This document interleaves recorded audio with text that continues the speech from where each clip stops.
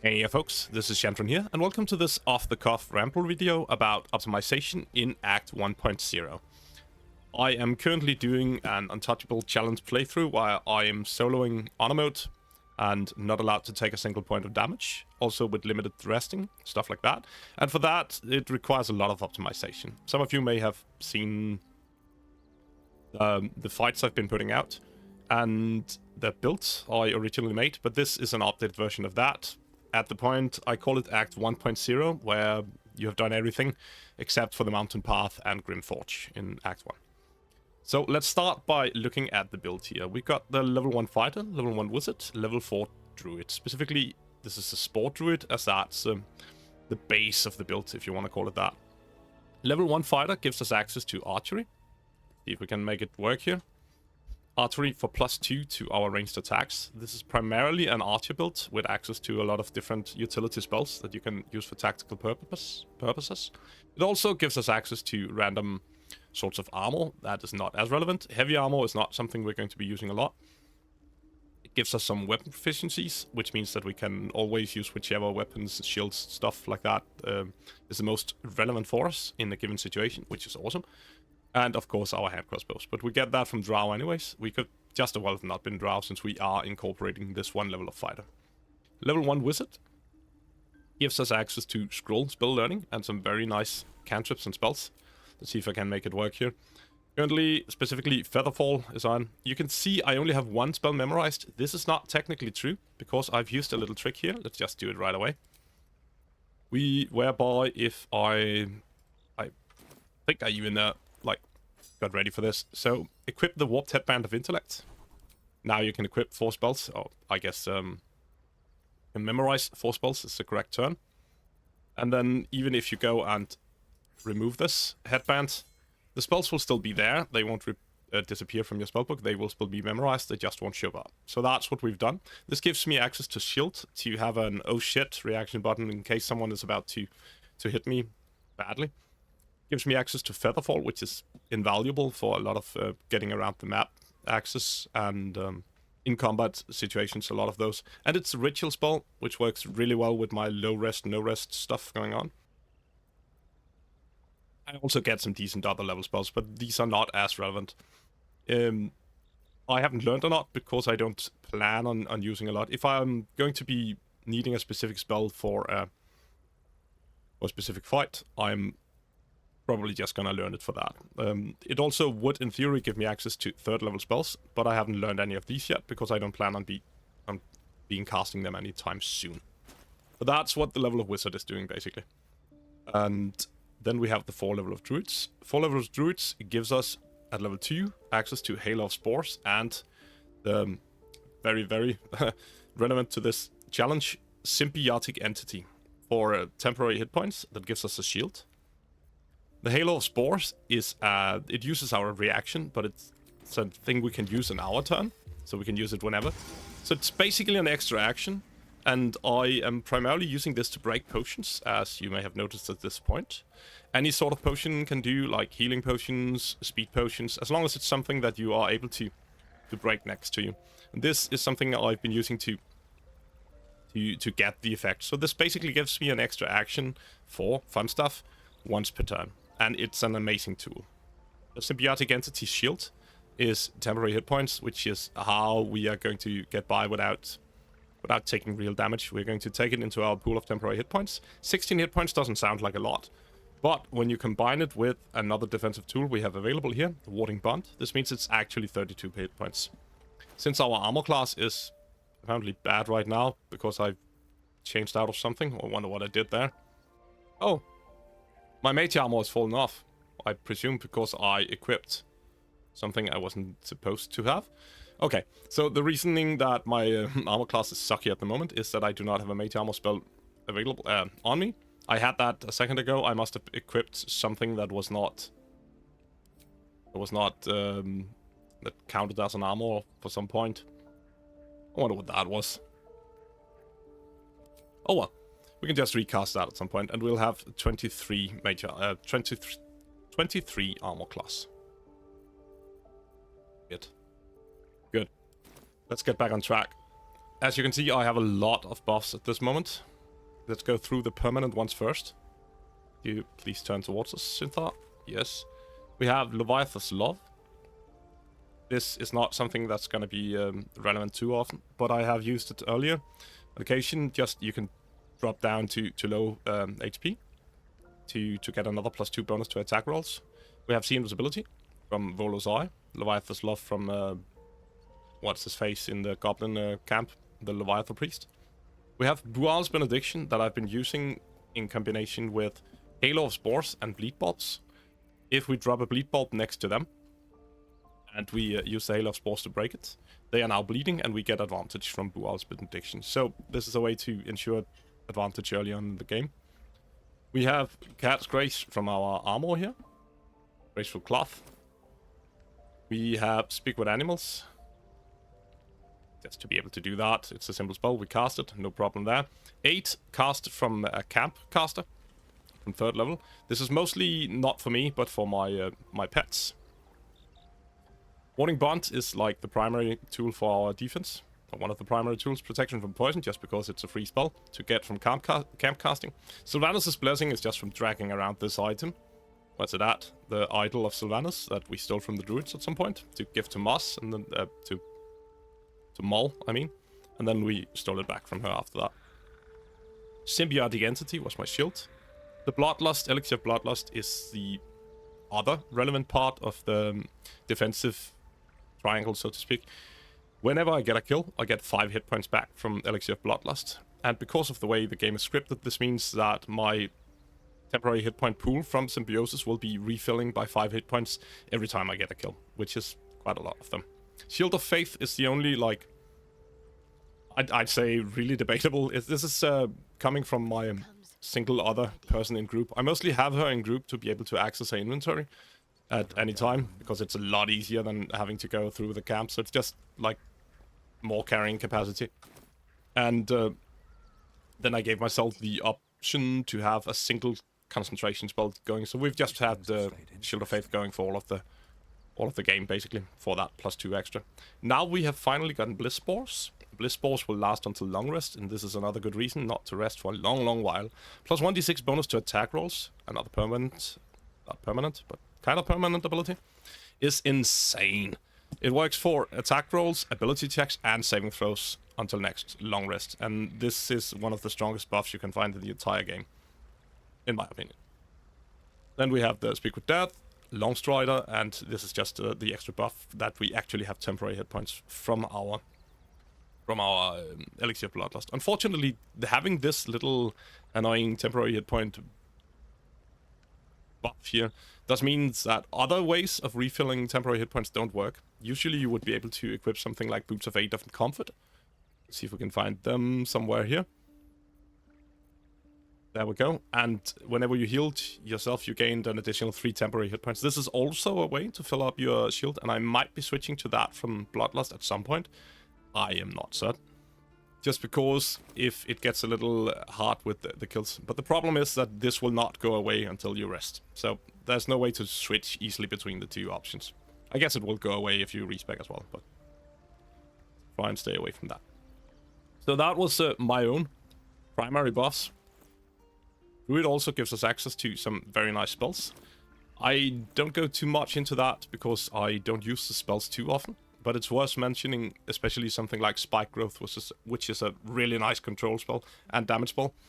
So having access to this is amazing. Moonbeam is also a kind of damage that can be hard to find, and I've used both of these in previous fights for good fun, good results as well. And then, of course, there are the important ones, the ritual spells. Enhance Leap, Speak with Animals, Longstrider I have from someone else, so it's not relevant here. But all of these spells are the ones I'm really dying to pick up. Enhance Leap, specifically, you could get Speak with Animals from potions instead, so that's not as important. But having the option to get your jump distance tripled without spending resources on it before any fight is amazing. Good. So, basically, that's why Druid. We are level 4 Druid. That is to get access to our feat, and for feat we've taken Sharpshooter. Since we have all these insane bonuses to hit chance here, we can try and look at this here. Ranged attack, it says now, plus 14. This is malleable. It won't be always plus 14, but plus 5 from dexterity, plus 2 from archery, which was from fighter 1, minus 5 from sharpshooter, plus 3 from favorable beginnings on our first shot against anyone, plus 1 from weapon enchantment, and plus 3 from proficiency bonus, and then this roll bonus is our bliss spores. But at this point in time, it has rolled a 5 apparently. On top of this, we will also be getting something like high ground. We will also be getting something like bless, and now we are getting into some of the equipment that I want to talk about. Most of you who have seen the challenge at this point will know the combination of Whispering Promise ring here. The Whispering Promise, when you heal a creature, it gains a plus 1d4 bonus to attack rolls and saving throws for 2 turns. So what I've been doing is simply dropping down a healing potion next to me and whomever else I want to bless, and breaking it using the non-action reaction here, Halo of Spores, to have myself blessed at all times. This also works, of course, on not even actually all. I don't think it works on the skeleton. I haven't made it work on the skeleton yet.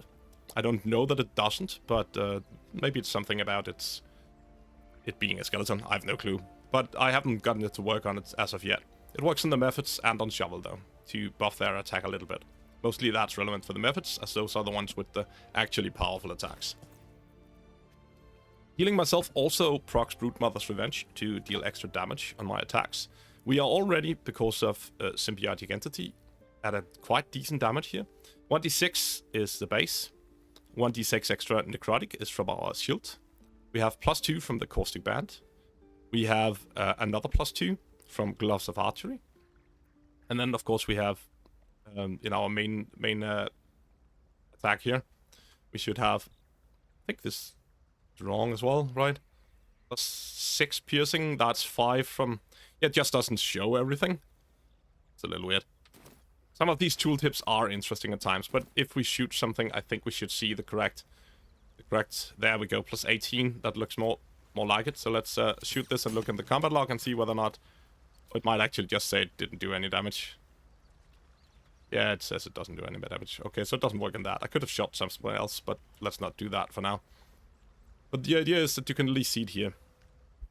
1d6 plus 18 piercing damage. 10 of them is from Sharpshooter, and 5 from Dexterity, 1 from the weapon, 2 from the Gloves of Archery, then the other 2 acid, 1d6 necrotic here, and we're gonna get 1d6 poison on top of this. So our attacks are going to be quite damaging.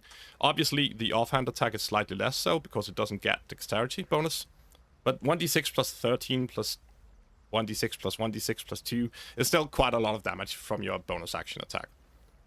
Then with once we get a kill, we get Bloodlust and we get yet another attack. So we are usually doing 3 attacks per turn, even without any sort of extra bonus actions from Thief or extra attack from any of the martial classes.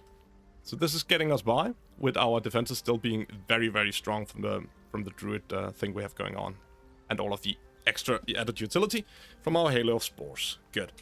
Let's talk a bit more about some of the gear here. We've already mentioned this Graceful Cloth.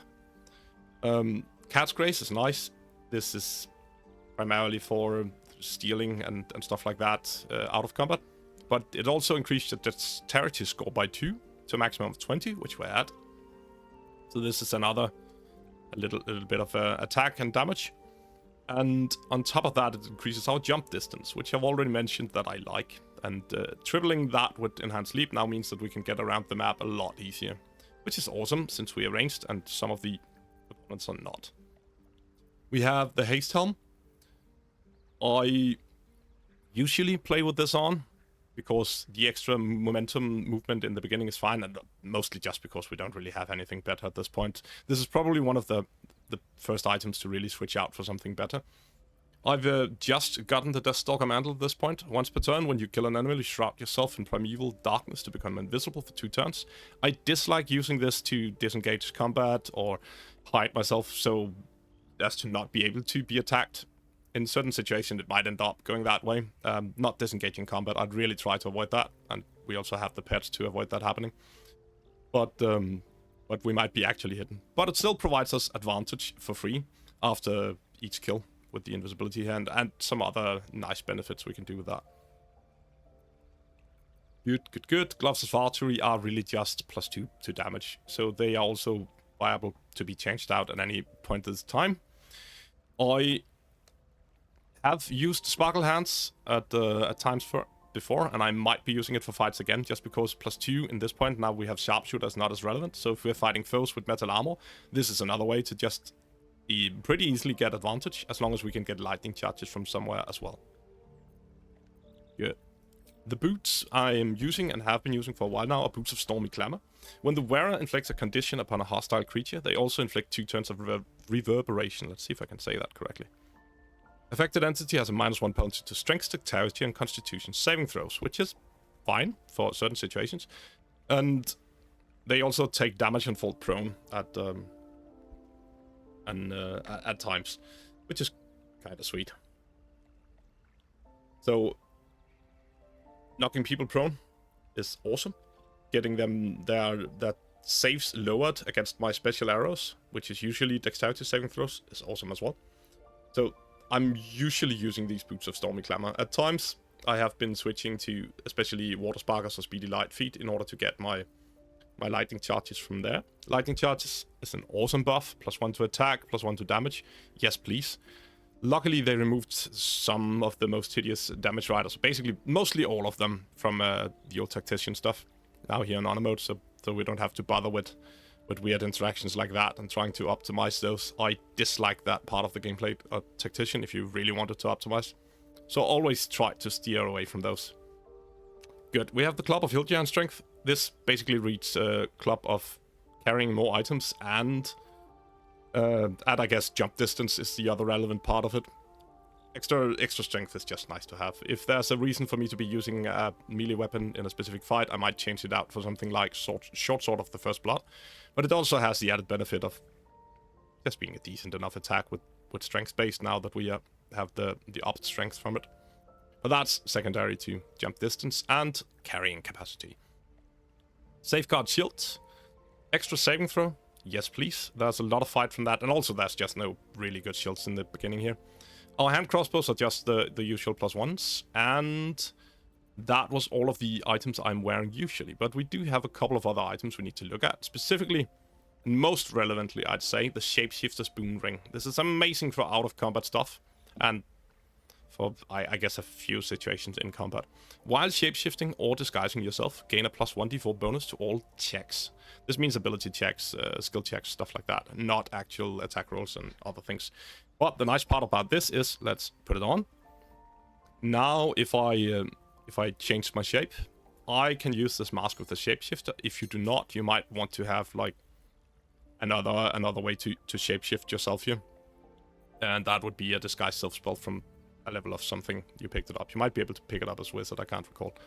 I have this helmet, so that's not something I've gone too deep into. Let's see if we can find the right drow here. Good. I'm using this drow because he's Lolth spawn as well as I am, so it's gonna give me the same usual speaking options as I wanted. But you will notice now that I got the Mark of the Shifter. While shapeshifting or disguising itself, the affected entity gains a +1d4 bonus to all checks. Now I can de-equip this item. And let's get back on the Whispering Promise. And as you will notice, the buff stays there. And it actually works. It's not just the buff there. This actually functions. So now we just have +1d4 to everything, as long as we stay in shapeshift's form. That's also why I'm usually running around looking like a big buff drow instead of whatever Synthar was supposed to look like. We can also de-equip this Mask of the Shapeshifter back to our haste helm, and not lose the... We lose the ability, of course, to shape change, or I guess disguise myself. Shapeshift, it's called. But that doesn't really do anything. That's one of the most important other items we have available. Then there's stuff like Smuggler's Ring and Gloves of Power for the sleight of hand bonuses. Stealth. I'm not a fan of stealth in this game. It works weirdly. You can do some insane stuff with it if you buff it up, and you can basically just stand there and they can't find you. You can find people doing that online, and all the more power to that, but I dislike auto-win strategies. Most of the time, at least. Good. We have the Ring of Protection to throw on. Extra armor class is nice, of course. This will give us all the way up to 24. Remember, we don't have the mage armor for some whatever reason right now. Please tell me, actually, if you notice me putting on something. No clue what I did wrong. good. The Water Sparkler, Speedy Lightfoot I've talked about. Spell Sparkler is another way. If I know that I'm going to be using a spell for this fight, equipping this lowers my armor class, but if we can stay ranged, that's not going to be a problem. And it's if we are dealing damage with a spell in the fight. Anyways, this is just a free way to gain lightning charges. And then there is the Warped Headband of Intellect that I use specifically for the spell slots and basically nothing else. That's a gear I'm mostly switching between. Then I have a couple of other items lined up here just to showcase. One of them is the raspberry, and I'm gonna actually be using a single one of them here to see if I can show you. Let's go into turn-based in order to showcase this. We have this cute little berry. I have quite a few more of them on Shadowheart, and the idea is that they're camp supplies, but you should never ever use them for that because they also have a use effect, and that use effect is healing you a tiny bit, but that is enough to trigger stuff like Broodmother's Revenge and Whispering Promise. So if you look at my buffs down here and at my actions, let's see if we can actually place this in a place where we can see my actions. There we go. I have one action, I have one bonus action, I have my reaction. I click this, consume it, and I still have all of my actions. One action, one bonus action, my reaction.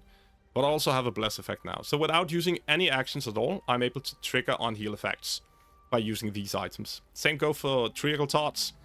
There are a couple more items in the game, some cups of water, stuff like that.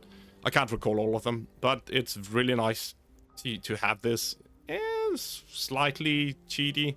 I guess you could say that you were carrying the raspberry in your cheek or whatever, and then you chewed it. I don't know. It doesn't really matter. It works. It's the point of it. So it's a good little trick that you can have ready. And then, of course, we have the infamous Flameblade glitch here. I have made myself 2 Flameblades, just because if it's patched out, I want to have them available to showcase, if nothing else. I don't think I'm going to be using them, at least not for now. But these are immensely powerful. The trick with these is that you can make them on a hireling, then you can dismiss that hireling, just summon a Flameblade, dismiss the hireling, rehire the same hireling, and he'll have a permanent Flameblade in his inventory, or actually equipped to him. And then you can grab that and do it again, and now you have 2. So we have 2 of these permanent Flameblades. They're weird because they use strength, as you can see. Let's see if we can actually see that here. Total attack bonus in this case, my strength is down to 10, and you can see I have no bonuses from dex as I'm supposed to have with my melee attack in this case. I don't know what the roll bonus plus 10 is. This is definitely not something that's actually gonna happen. That seems like a... that seems like a... oh, it was actually something that could happen. That was because my Bliss Spores rolled a 6 and the Bless rolled a 4 at the same time, and you'll see it changes now every time I mouse over and remove it, because now it actually does update on each check of it. None of these are going to be relevant for when I attack. It's always gonna check again, but you can see it just switching all the time here, if you can see what's happening. The fun part about these strength-based ones is, of course, that if you make a strength build, they are... Oh, I don't have the actions now because I'm in turn-based. Let's exit turn-based again. And we now have a double flame blade. They look amazing. Oh, what the fuck? They look amazing. And they are very, very strong. Because they are not actual flame blades, so they're not spell attacks, the necrotic damage still works. You can even get your ability modifier on the offhand if you are spicked into whatever it's called, dual fighting, two-weapon fighting, I think is the correct name for the fighting style, if you took something like that. You can also go monk and get them to use dex again, because they are light weapons. So even if they're not finesse, the monk strike or whatever that makes a dexterous attack, I think it's called, still makes them into that. Or you can use the insane other bulky thing with Warlock and Pack Blade and make one of them into a Pack Blade and attack with it using Charisma. This is a lot of stuff I'm not going to be using, that I just wanted to talk about because it's fun and it's definitely optimizing stuff. Let's see if we can do this the easiest way instead there. Good. The last thing I want to talk about here is all of my pets. Let's meet the team. They are very, very attracted to Karlach, and who can blame them? So, for some reason they're hanging out here. I don't know exactly what's going on. We have Shovel, of course. Shovel, my main man, was gonna say, but she's not. She's my main gal, I guess. We have Warding Bond. Warding Bond has been cast by the same caster on all of my characters, Gale. There's a good reason and a bad reason for that. The good reason is that you can do that with the same caster as long as you have the spell slots to do so. They won't override. It's gonna hurt him a lot if they all take a lot of damage at the same time, but the way we're playing, that's not gonna be a problem. Hopefully, not gonna be a problem. Just gonna see if we can make this work here, Gale. You can see the huge pile of blood around him is because he's standing here taking damage. But that's a cute thing about Gale, that he's scripted so that if he's not in the party, he's gonna be healing every round, just a tiny bit. Like all of the NPCs are. So he takes damage and he just heals it up all the time. So basically, it's a free Warding Bond. It's pretty cheesy, I'd say. But he could just be standing there having casted on all of them and actually healing in between using potions. Those are not that limited of a resource, or spell slots, I guess, from whatever else. So you could see it as there being a way around it in-game. But let's get on with it. As I mentioned, every one of these guys have Warding Bond, because why not take half damage if you can? They also have an 8. This is upcast to give them plus 10 extra hit points. So in this case, 17 hit points, taking half damage from everything, 34 hit points. It takes a blow of 34 hit points to kill Shovel. That's a lot better than taking a blow of 7. So the defenses are there. You can also see Mage Armor gets her armor class up to 17, which is quite decent. She has an okay dexterity. So plus 3 from Mage Armor, plus 3 from dexterity, and plus 1 from Warding Bond. We could go insane and start casting other spells on them as well. But if it's gonna require concentration, we need people in the party, and that's gonna be against my rules. I'm not gonna do that. Elixir of Hilja and Strength is for Shovel here, for jump distance, because Shovel's primary role, the way I play her, is to lure people away, and that requires movement. So that's the best elixir, I think, for most of the time for her. If you don't know how you drink an elixir with your pet, because it seems to be a supported part of the game, it's less cheesy than a lot of the other stuff that's going on. If you have the pet targeted, let's say we have Shovel here, and click tab, default on PC, you will get into your party's inventory, and then you can just find the potion. It doesn't work if it's if they're in a bag. Let's see if I have something that's not in a bag. I might not, so I might have to. Let's just go and fetch one. Shouldn't have wished to live in more interesting Like times. that. Where we at? Here, let's find a single. There we go. Just so we can show it. Shovel is targeted. Press tab. Find the actual elixir you want to drink. And you can see here, drink, and it even says Shovel. So Shovel is gonna get the effect if I click this drink. Now I'm not gonna, because she already has. I've done this with all of the other ones as well. But for different versions that I'll get into with them. Different elixirs, of course. Let's check the rest of Shovel stuff here. Launchstrider, extra movement, yes please, and it's free, of course. Resistances, all that stuff, but that's basically what she has going on for her at the moment. I'm using her mainly for the invisibility, to open with surprise. I have had people ask me about this before. The way you ensure surprise in the fights where you can ensure surprise is to be invisible and not stealthed from the beginning, and then open with an attack that doesn't kill the enemy. This way, the enemy will be immediately spot you, so it is your action that enters combat, your attack action that makes you enter combat with them. If for some reason you're stealth and they don't spot you, they're not going to start combat. They're instead going to go instantly into trying to search for you, and then they might find you there. And that's how sometimes you do not get surprise. So that should have that part covered. So open fights with Shovel from invisibility is amazing, because it always gets you surprise, except for a few weird situations. But those are fight-by-fight basis. There's also the other option of keeping her invis, so she doesn't get pulled into the fight. This allows her to go and break like a speed potion, use her attack to do that instead. In those cases, I do like the option to use Elixir Vigilance on her instead, so I'm sure she's going to be acting together with Syntha.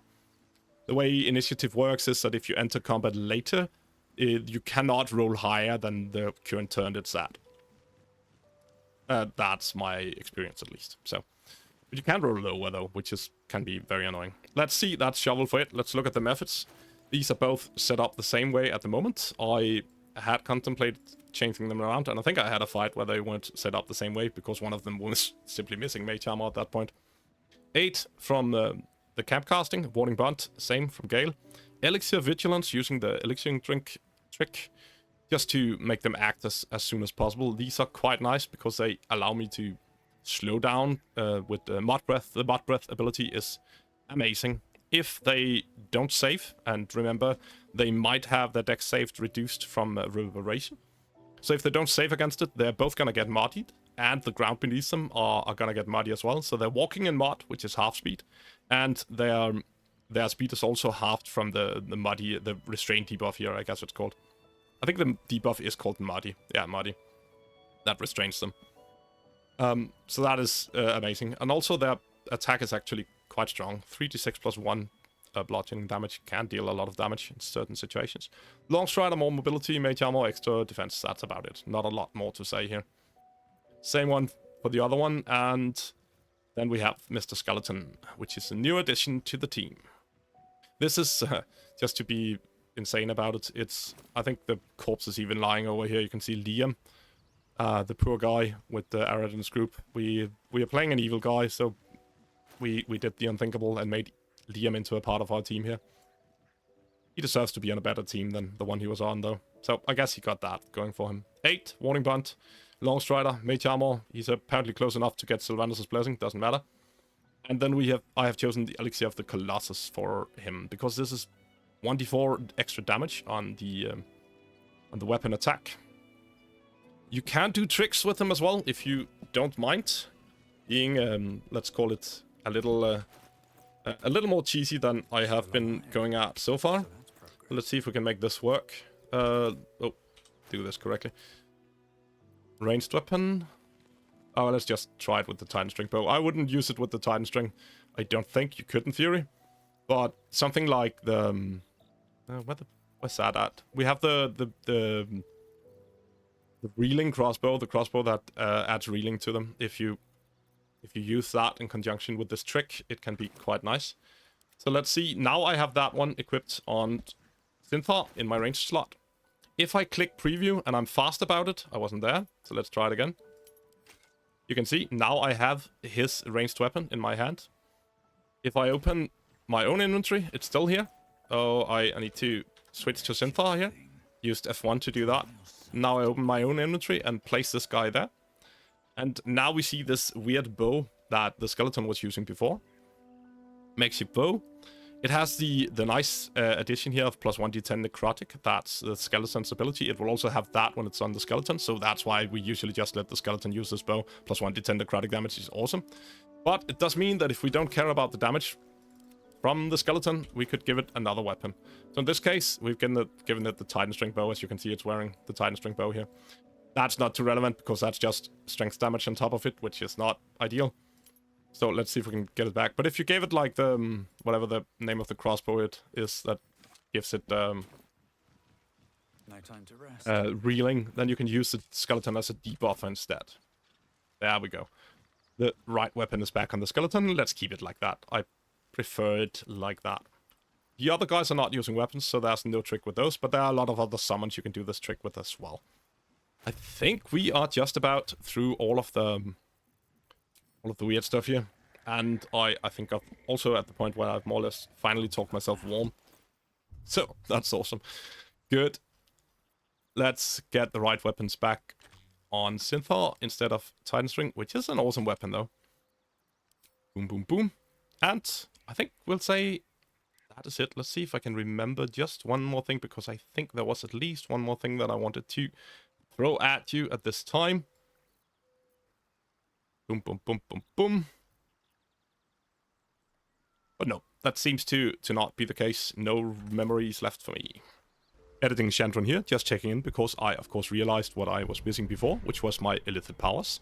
There are 3 that I really want to call out, first of which being Favorable Beginnings. The first attack roll or ability check you make against any target gains a bonus equal to your proficiency bonus. This is very, very strong. Combine it with Sharpshooter, which we have, and you deal a ton of damage in your first attacks, and the chance to hit is very, very high, even with Sharpshooter on. This also works out of combat. for first check in every conversation against a specific target, unless you've done something to them out of that already took a check. So very, very strong ability. You should always get this on your interactive character, and on most of others, I say, but it works especially well with Sharpshooter. The other ability is Ability Drain. This one, because specifically we're using Dexterity to attack, is... I think that's the strongest version of this. You get to reduce your enemy's Dexterity with each attack, or once per round, that is. But since you're reducing Dexterity, you're reducing their armor class. It also reduces their hit chance if they're ranged, and of course their saving throws against your special arrows. Most of those are Dexterity based. So that's amazing. And the last one here is Displace, which is less relevant, but still great. Whenever you make a creature suffer falling damage, they take an additional 1d8 psychic damage. The fun part about this is that it technically counts as falling damage when they get hit in the head by a falling spear or something you've thrown at them from a great height. So the extra damage will trigger from that. It also, of course, triggers when you knock them down. So it's a nice little ability here, and that's about it for now. There are a lot of other strong ones, of course, but we don't have the worms for that yet, and also, since we're playing low to no rest, they are less relevant than these passive abilities. Editing Shandron out. Good. Thank you for joining, if you have been. I've been Shandron. You've most definitely been awesome. Don't forget to do the YouTube stuff, and bye-bye. So, yeah, in case you're wondering, I decided to do this video mostly because it's been taking me a long while to do the editing on the other Baldur's Gate content I was making, and I wanted to get like a state of the build thing out, and doing it like this with off-the-cuff rambly stuff and just talking through makes it a lot faster to produce the actual video. So sorry if it's not up to the usual horrible editing standard, because this is probably not going to be edited that much at all. But I hope at least the information contained within was of relevance to some of you. If not, I guess shoot me. But yeah, have a nice one, folks. Catch you in the next one.